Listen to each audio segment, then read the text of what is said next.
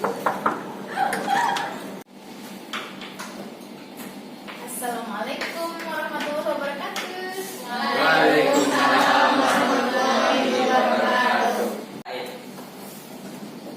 Al-Qiyam. Ta'zimussalam. Assalamualaikum warahmatullahi wabarakatuh. Waalaikumsalam warahmatullahi wabarakatuh. Ijlis. A'udzu billahi minasyaitonir rajim. Bismillahirrahmanirrahim. Rabbis shrah li sadri wa yassir li amri wahlul 'uqdatam min lisani yafqahul qawli. Rabbi zidni ilma warzuqni fahma. Walhamdulillahi rabbil alamin.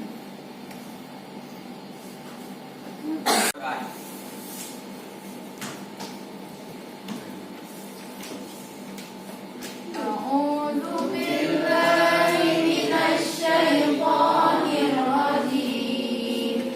Bismillahirrahmanirrahim. Alif lam mim. Shadaqallahul azim. Selanjutnya kita lakukan literasi seperti biasa ya, Nak ya.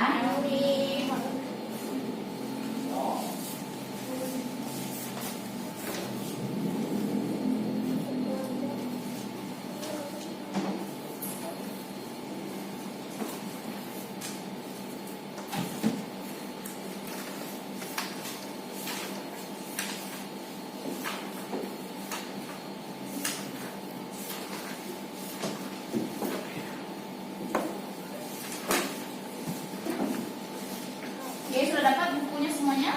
Sudah, Umi? Sudah.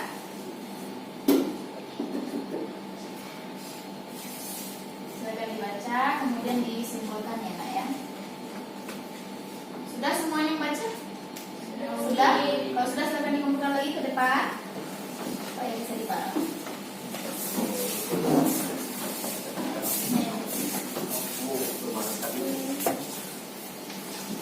Ini bagus ya.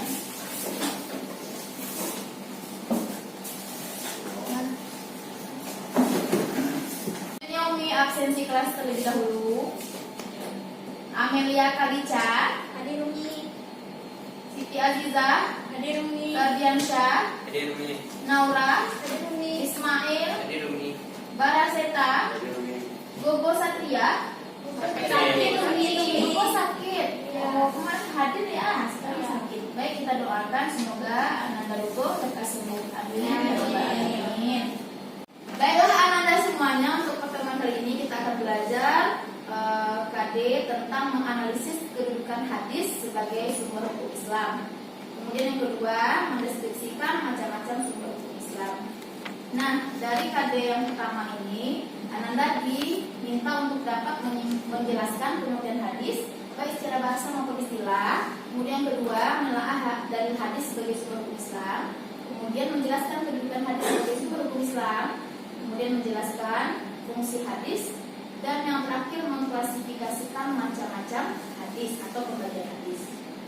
Selanjutnya, keterampilan Ananda mampu membuat peta konsep tentang hadis sebagai sumber hukum Islam.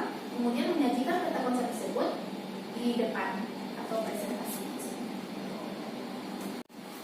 Nah, selanjutnya tujuan pembelajaran kita melalui model pembelajaran discovery learning dengan metode diskusi. Ananda dapat menjelaskan pengertian hadis. Kemudian yang kedua, menelaah dalil tentang hadis sebagai sumber hukum Islam. Kemudian menjelaskan kedudukan hadis. Terus menjelaskan fungsi hadis dan terakhir mengklasifikasikan pembagian hadis. Memiliki pedoman yang jelas sehingga terhindar dari kesesatan dan selanjutnya terhindar dari taklid atau ikut-ikutan dalam beragama. Sistem pembelajaran kita nanti Ananda belajar secara berkelompok dan diberi RKPD sebagaimana pertemuan kita minggu lalu isinya Anda isi. Kemudian kita bekerja berdasarkan RKPD tersebut. Pertama, stimulasi, nanti mengamati gambar. Kemudian kemudian identifikasi masalah dari simulasi diberikan, menuliskan komentar tanggapan Ananda ataupun pertanyaan terkait dengan gambar pada LKPD, pengumpulan dan pengolahan informasi, penyajian informasi, verifikasi data, dan menyimpulkan pembelajaran. Berikut sistem penilaian untuk pertemuan kita kali ini. Sama dengan yang kemarin, penilaian proses selama kerja kelompok. Umi tentu akan menilai keaktifan Ananda dalam kerja kelas dan kerja kelompok. Kemudian penilaian hasil belajar. Ya, paham sampai di sini Ananda? Paham. Coba perhatikan gambar yang sudah ada di depannya ya. Kira-kira masih ingat ini gambarnya tentang apa? Hadis. Oke, ini adalah kumpulan kitab hadis ya nak ya. Jadi seluruh hadis-hadis dikumpulkan dalam sebuah kitab. Nah, kira-kira apa yang terpikir oleh Ananda kaitannya dengan materi kita minggu yang lalu? Ayo. Sama-sama sumber hukum Islam. Silakan isi ya. Sama-sama sumber hukum Islam. Bagus. Tangan dulu teman kita. Oke. Ada yang bisa menjawab? Apa kaitannya antara materi kita bahas ini hadis sebagai sumber hukum Islam dengan Al-Quran sebagai sumber hukum Islam? Sama-sama pedoman Mbak Amel, sama-sama pedoman hidup. Nah, silakan Alisa. Al-Quran sebagai sumber utamanya, hadis dan sunnah sebagai pelengkap apabila tidak dijelaskan secara intinya Al-Quran. Oke, betul sekali jawaban dari Ananda. Ya, makasih Nak ya jawabannya betul sekali. Jadi kaitannya dengan pembelajaran minggu lalu yang pertama, Al-Quran dan hadis merupakan sumber hukum Islam. Al-Quran sebagai sumber hukum Islam yang pertama, sedangkan Al-Quran sebagai sumber hukum Islam yang kedua. Kemudian yang kedua sama-sama jadikan pedoman hidup, ya, pedoman hidup atau pelengkap kata si Azza tadi ya. Ada di Al-Quran, kemudian dilengkapi oleh hadis. Akan dibuka LKPD-nya masing-masing. Kemudian berdasarkan pengamatan Ananda tadi, silakan tuliskan tanggapan, komentar atau responnya terhadap kitab hadis yang ditampilkan tadi. Oke.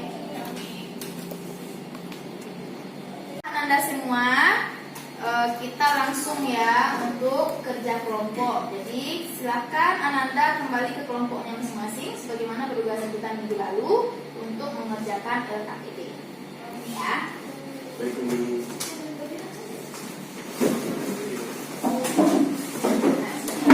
Untuk diskusi kali ini, kelompok yang putih mendapatkan materi tentang pengertian hadis, kemudian dalil hadis, dan yang terakhir adalah kedudukan hadis sebagai sumber Islam. Kemudian kelompok yang putra mendapatkan penugasan untuk mendiskusikan tentang fungsi hadis, kemudian juga pengklasifikasian atau pembagian hadis. Paham sampai sini saya? Oke, silakan dikerjakan melalui LKPD-nya ya. LKPD-nya ya nak ya. Silakan dikerjakan.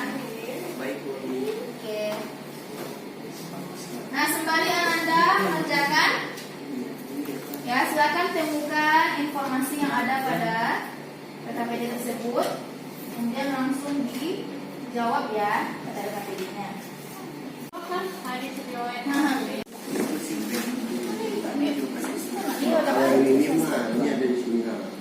Ini kuliah di Google dan Tokopedia. Bisa ya kelompok ini ya? Bisa. Kelompok yang putra bagaimana? Bisa menjawab? Bisa. LKPD. Mana Ananda? Sudah selesai diskusinya? Sudah. Habis ya nak ya? Oke, silakan kelompok putra atau putri yang akan tampil ke depan dulu. Putih. Oke Putri, silakan Putri untuk presentasi ke depan. Assalamualaikum warahmatullahi wabarakatuh. Waalaikumsalam warahmatullahi wabarakatuh. Baiklah, kami dari kelompok putri akan menyampaikan materi tentang pengertian, kedudukan, dan dalil tentang hadis sebagai sumber hukum Islam. Yang pertama, pengertian akan disampaikan oleh Naura. Setelah Naura dipersilakan.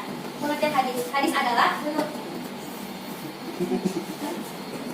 pertama pengertian hadis. Menurut ahli fikih, hadis adalah segala perkataan, perbuatan, dan ketetapan Nabi Muhammad SAW diceritakan secara turun-temurun dari satu generasi kepada generasi berikutnya. Oleh karena itu, dalam ilmu hadis dikenal 3 istilah, yaitu sanad, matan, dan rawi. Sedangkan sunnah yaitu segala yang dinukilkan dari Nabi Muhammad SAW mencakup perkataan, perbuatan, ketetapan, pengajaran, sifat, tingkah laku, perjalanan hidup baik terjadi sebelum masa kerasulan maupun sudah kerasulan. Selanjutnya, kedudukan akan disampaikan oleh Amel. Pada Amel dipersilakan. Kedudukan hadis atau sunnah sebagai sumber hukum Islam adalah sebagai sumber hukum Islam, hadis berada satu tingkat di bawah Al-Quran. Artinya, jika sebuah perkara hukumnya tidak terdapat di dalam Al-Quran, yang harus dijadikan sandaran berikutnya adalah hadis tersebut. Hal ini sebagaimana firman Allah surat Al-Hasyr ayat 7.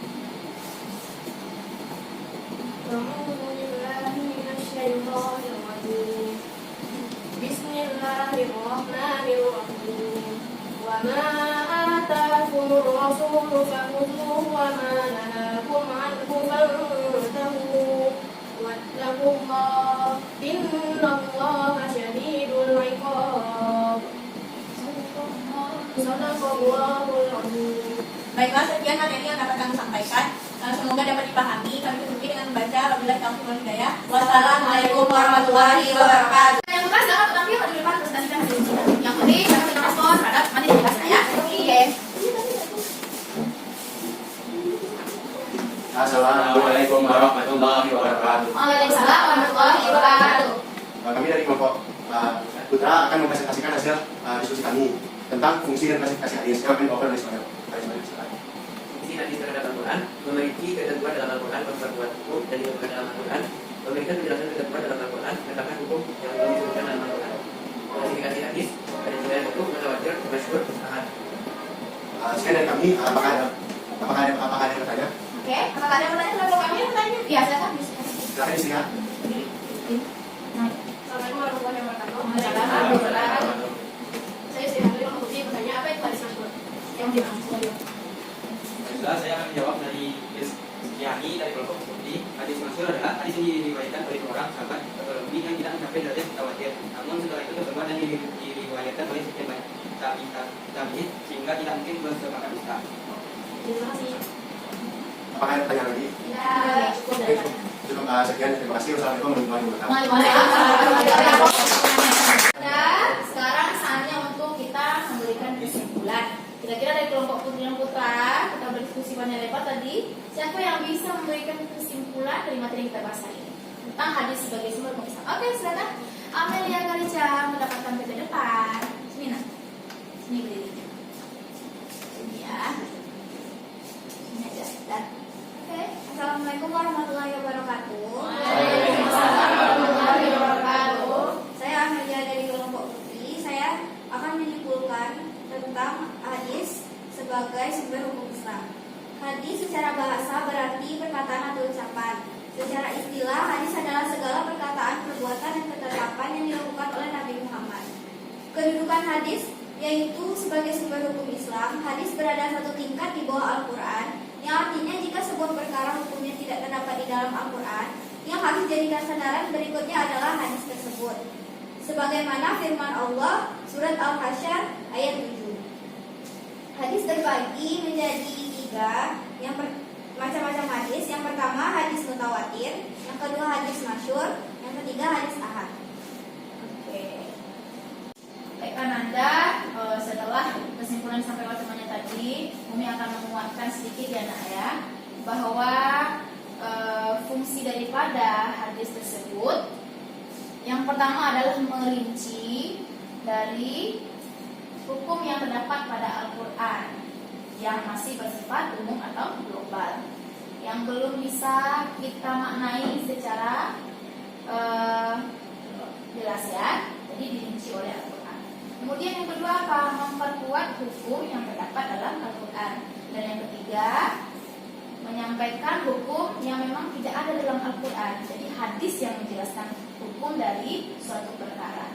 Nah, sampai di sini Anak Umi paham ya dengan materi kita? Ada lagi pertanyaan? Tidak ada. Oke. Nah, sejauh Ananda belajar sama Umi selama 3 jam perjalanan ini, bagaimana perasaannya setelah mempelajari hadis sebagai sumber hukum Islam? Jadi lebih paham kah atau lebih pusing pula kah membahasnya, lebih senang atau bagaimana? Dan apa motivasinya nanti setelah belajar ini kita gimana dalam keseharian? Bagaimana perasaannya, lalu bagaimana kedepannya keseharian kita? Ayo silakan Yusria. Bagaimana perasaannya setelah belajar materi hadis sebagai sumber hukum Islam? Menjadi paham. Kemudian kalau kita udah paham, bagaimana kedepannya kita? Dijadikan nggak hadis itu sebagai sumber hukum kita, kedepannya kita? Ya, betul sekali ya nak ya. Jadi setelah belajar ini tidak ada lagi anak Umi yang sikapnya, perilakunya keluar dari tuntunan Al-Quran dan hadis. Nah, sebagaimana yang terdapat dalam surat Al-Hasyr tadi. Jadi dikumpul ke depan supaya bisa Umi berikan penilaian ya.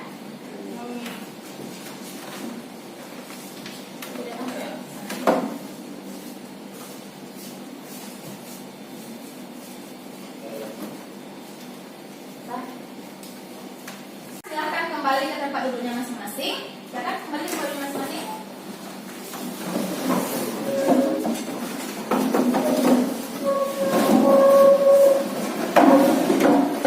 Kemudian untuk pertemuan selanjutnya kita akan membahas tentang ijtihad sebagai sumber hukum Islam. Kelanjutan dari materi kita ini, jadi kita masih bahas tentang sumber hukum Islam. Nah, anak Umi silakan nanti baca materi tersebut di rumah, baik melalui buku referensi yang ada pada Anda ataupun bisa melalui internetnya, nak ya. Untuk memimpin kita untuk bersyukur. Israel. Alhamdulillah. Amin.